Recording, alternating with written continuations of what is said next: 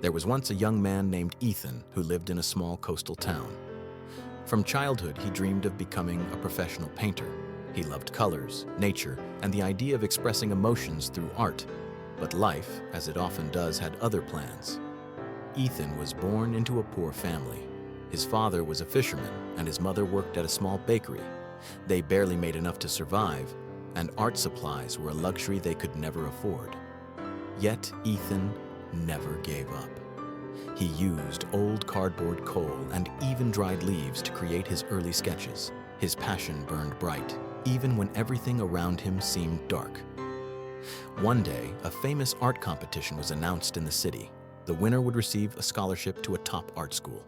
Ethan knew this was his only chance to change his life. He spent weeks creating his best painting using cheap brushes and homemade colors. It was a picture of his father's small fishing boat under a golden sunrise, a symbol of hope. But just one night before the competition, disaster struck. A strong storm hit the town. Rainwater leaked into their small home and destroyed Ethan's painting completely. His work, the dream he had poured his soul into, was gone. He sat in silence that night, staring at the ruined canvas. His heart broke. For the first time, he felt like giving up.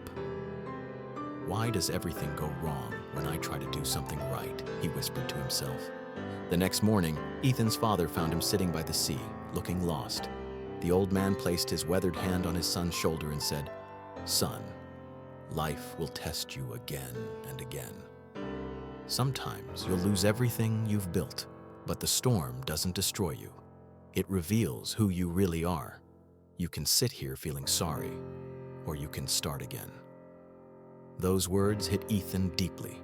He realized that while his painting was destroyed, his skill and spirit were still alive. He still had his hands, his imagination, and his dream. So, with whatever little time he had left, Ethan began again. He collected driftwood, shells, and broken pieces of cardboard from the beach.